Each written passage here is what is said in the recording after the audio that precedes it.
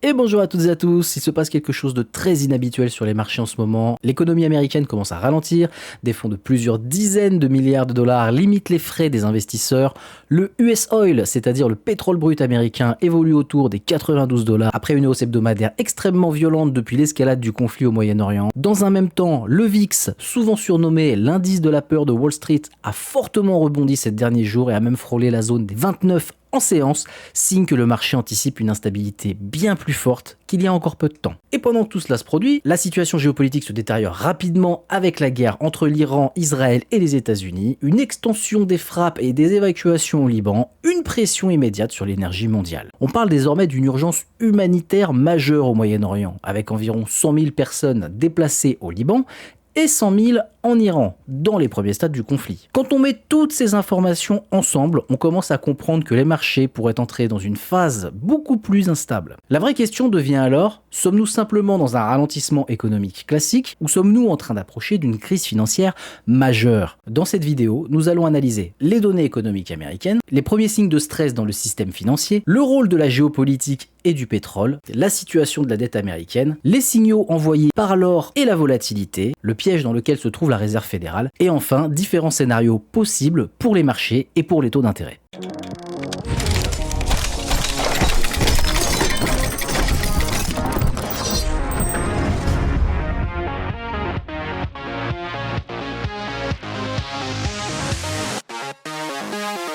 Avant de démarrer, si tu aimes ce genre de contenu, n'hésite pas à liker et à t'abonner, ça aide toujours la chaîne.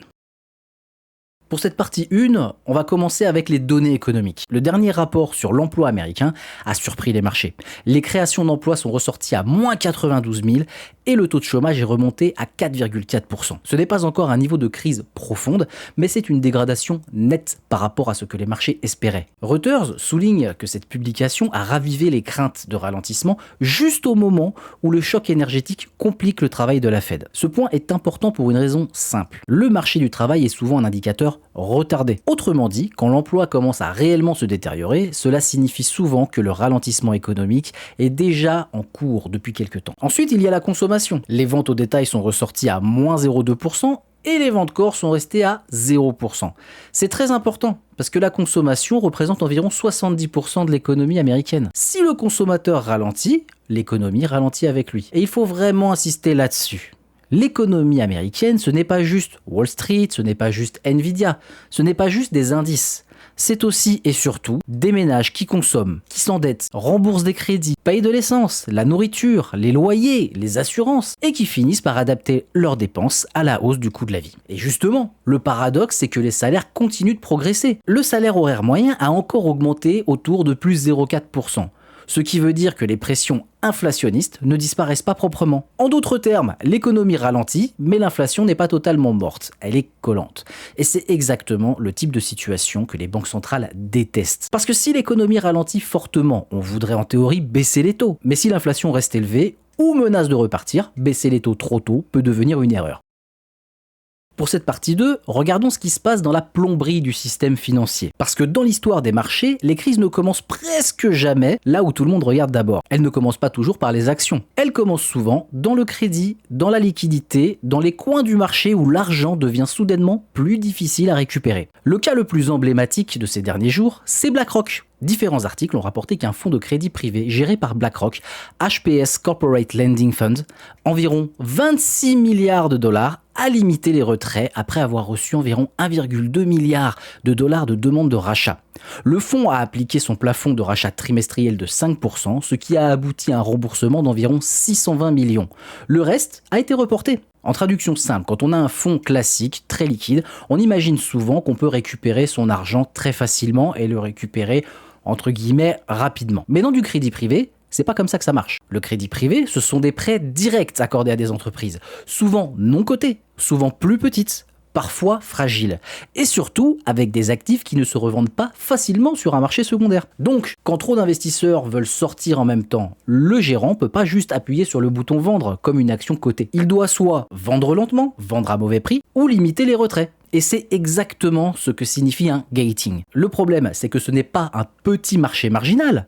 Le crédit privé pèse aujourd'hui autour de 2000 milliards de dollars, contre environ 200 milliards en 2010. Les grands acteurs du secteur incluent BlackRock, Blackstone, Blue Owl, Apollo, Ares, KKR. Pourquoi ce marché a-t-il explosé? Parce qu'après la crise de 2008, les banques traditionnelles ont été plus régulées. Elles ont eu plus de contraintes. Une partie du crédit s'est donc déplacée vers des acteurs non bancaires. C'est ce qu'on appelle du shadow banking. Le shadow banking, pour faire simple, c'est tout ce qui fait du crédit ou de la transformation financière sans être une banque traditionnelle. Ces acteurs ne sont pas toujours soumis au même niveau de régulation. Et surtout, ils n'ont pas accès au même type de soutien direct que les banques si le système commence à geler. Et BlackRock n'est pas un cas isolé. Reuters a aussi rapporté que Blackstone a vu les demandes de retrait de son fonds BCRED monter à 7,9% des actifs, soit bien au-dessus de son niveau habituel. Reuters a également rapporté que Blue Owl a mis fin au rachat sur Blue Owl Capital Corp avec un plan de vente progressif d'actifs pour rendre du capital aux investisseurs. Cela ne veut pas dire que le système est déjà en train de s'effondrer. Mais cela veut dire une chose très importante. Les investisseurs deviennent plus prudents dans les segments les moins liquides du crédit. Et historiquement, quand les investisseurs commencent à se méfier du crédit illiquide, ce n'est jamais un signe de confort. C'est souvent le début d'un stress bien plus large. Ajoutons maintenant un troisième facteur majeur, la géopolitique. Les tensions entre l'Iran, Israël et les États-Unis se sont fortement intensifiées. Le conflit s'est étendu au Liban avec des frappes israéliennes massives et des ordres d'évacuation sans précédent couvrant une partie importante du territoire. On décrit les plus larges ordres d'évacuation jamais émis contre des zones libanaises, y compris autour de Beyrouth. Pour être plus précis dans les mots, plutôt que de parler d'invasion au sens brut, il vaut mieux parler de frappe massive, d'évacuation forcée, une extension du théâtre de guerre et un risque régional élargi. Pourquoi est-ce que c'est important économiquement? Parce que le Moyen-Orient est une région stratégique pour l'énergie mondiale. Et un point en particulier est absolument central. Le détroit d'Ormuz. Tout le monde le connaît. Une part énorme des flux mondiaux de pétrole et de gaz passe par ce couloir. Reuters et Barclays ont déjà expliqué que les perturbations actuelles dans la région avaient déjà suffi à faire bondir les cours de l'énergie et à faire envisager un Brent vers $120 dans un scénario de conflit prolongé. On pourrait monter dans un scénario extrême à $150. Aujourd'hui, le US Oil, donc le brut américain, évolue autour de $92 après cette hausse spectaculaire de quasiment 40% en une semaine, donc depuis le début de l'escalade. Reuters insiste sur le fait que la guerre au Moyen-Orient a choqué les marchés obligataires mondiaux, précisément parce qu'un pétrole plus cher complique le retour de l'inflation à la normale. Et il y a un autre détail très intéressant. Les stocks de pétrole américains. On a vu des hausses très importantes ces dernières semaines aux États-Unis, notamment fin février, 15,9 millions de barils. Évidemment, ces données peuvent avoir plusieurs explications techniques.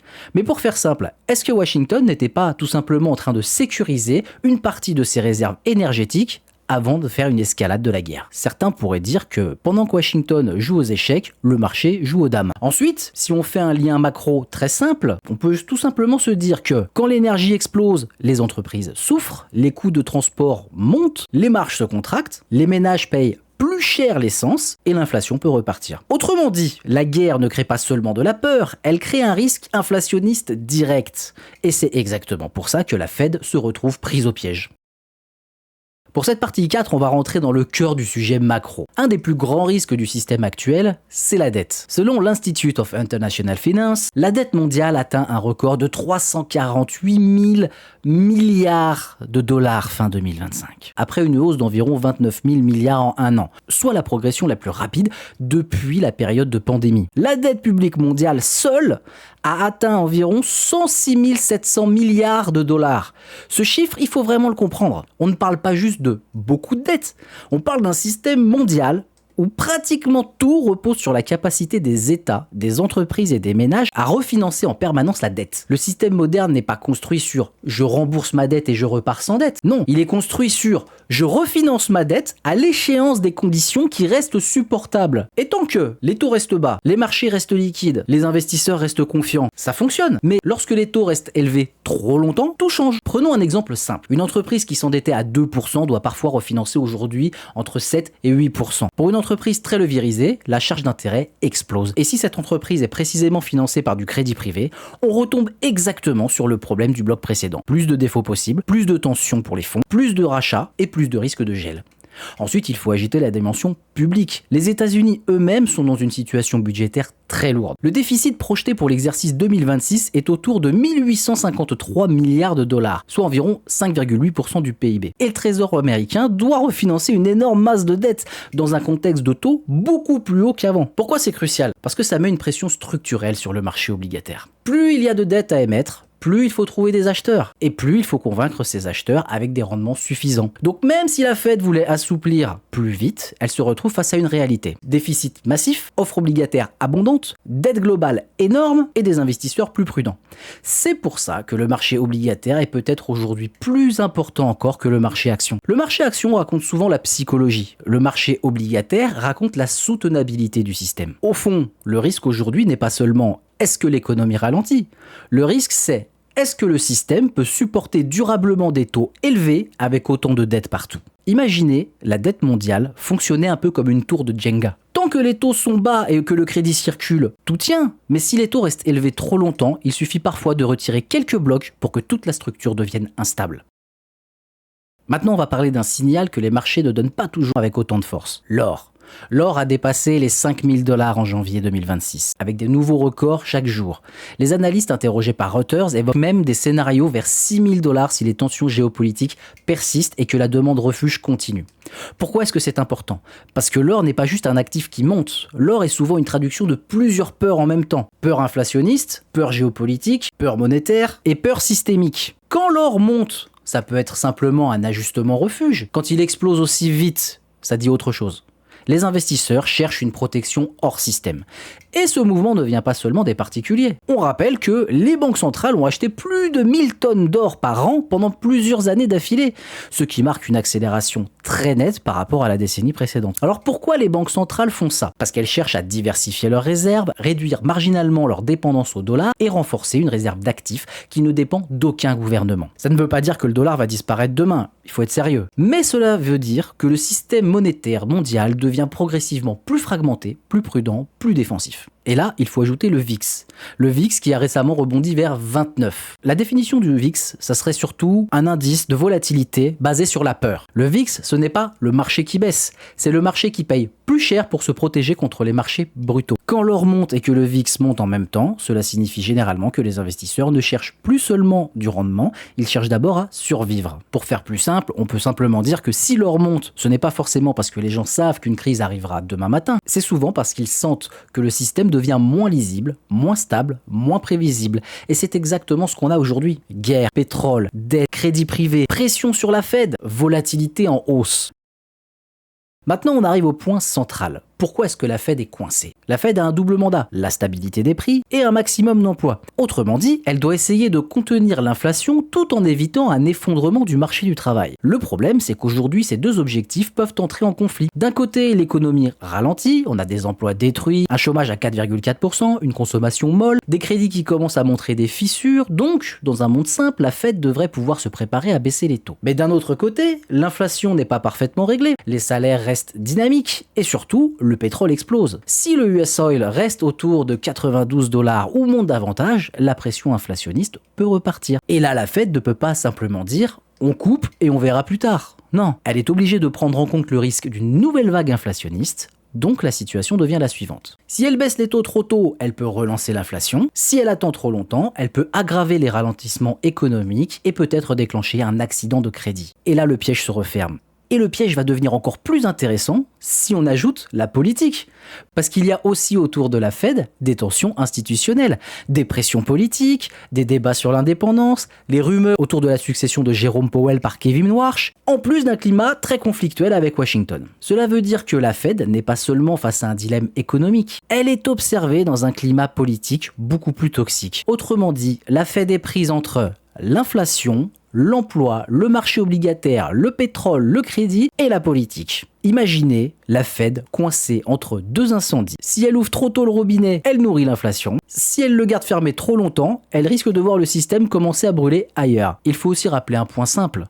une baisse des taux n'est pas égale à de l'argent gratuit immédiatement. Une baisse des taux peut détendre un peu le système, mais elle ne crée pas automatiquement une phase de FOMO monstrueuse. Pour une vraie euphorie généralisée, il faut bien plus souvent une forte détente monétaire, un choc de liquidité, voire du quantitative easing dans des scénarios extrêmes. Donc si jamais la Fed vient à couper des taux tôt cette année, il faudra se demander, est-ce un cut de confort ou est-ce un cut de panique? Et cette distinction change tout pour les marchés. Maintenant, essayons de structurer tout ce chaos avec 4 scénarios macro. Le but ici n'est pas de jouer à la prophétie, n'est pas de jouer au devin, le but c'est de donner une grille de lecture. Dans ce premier scénario, l'économie ralentit, mais sans accident majeur. Ça pourrait donner un chômage vers 4,7%, 5% d'ici l'été, une inflation qui continue de se détendre progressivement, un pétrole qui retombe vers 80 à 85 $ si les tensions géopolitiques se calment. On pourrait avoir des spreads de crédit un peu plus larges, mais sans gel du marché. Un VIX qui redescend à 20,22, le gold qui reste élevé, mais se stabilise. Dans ce scénario, la Fed peut commencer à envisager des baisses de taux prudentes à partir de l'été, ou plus tard dans l'année. Pas un pivot agressif, pas un retour à l'argent gratuit, juste une détente progressive. Pour les marchés, cela signifie avoir des actions qui restent volatiles mais qui tiennent, des obligations qui se stabilisent, un crédit qui souffre mais qui ne casse pas. Bitcoin pourrait lui continuer à bien performer, les alts resteraient plus sélectifs. C'est le scénario le plus propre, mais ce n'est pas forcément le plus probable si le pétrole reste élevé et si les crédits privés continuent à se tendre, en plus de cette géopolitique tendue. Pour ce scénario numéro 2, le conflit dure suffisamment pour maintenir l'énergie très élevée. Ce que ça pourrait donner, l'US Oil entre 90 et 110 $ pendant plusieurs semaines, voire plusieurs mois. Une inflation qui reste très collée vers 3%, voire 3,5%. Un chômage qui monte malgré tout vers 4,9% et 5,3%. Une croissance très molle, un VIX qui reste très tendu, le gold qui continue de grimper. On entre alors dans ce qu'on appelle une stagflation.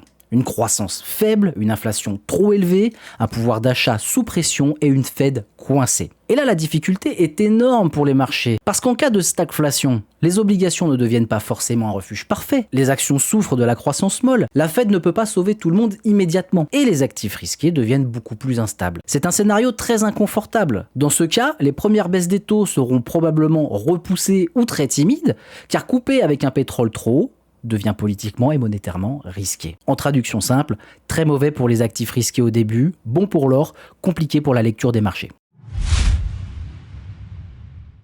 Dans ce scénario numéro 3, le problème principal ne vient pas d'abord du pétrole mais du crédit. On pourrait voir des nouveaux fonds limiter les retraits, des incidents supplémentaires dans le crédit privé, une tension plus forte sur l'immobilier de financement, des spreads qui s'écartent franchement, des acteurs périphériques qui tombent.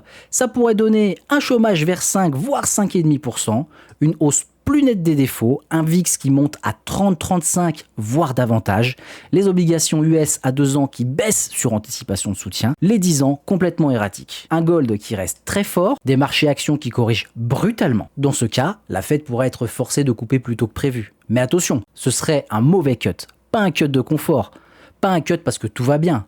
Un cut parce qu'il faut empêcher le système de décrocher. Et ça change tout dans la lecture du marché. Parce qu'un cut de panique peut d'abord provoquer une forte baisse des actifs risqués, une fuite vers la qualité, puis éventuellement un rebond violent si le marché commence à anticiper un soutien monétaire plus large. Pour la crypto, ce serait probablement choc violent à court terme, puis possible retour en force si la narration au retour de liquidité s'installe.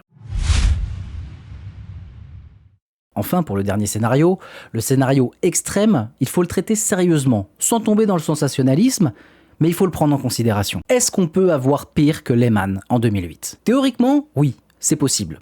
Pourquoi ?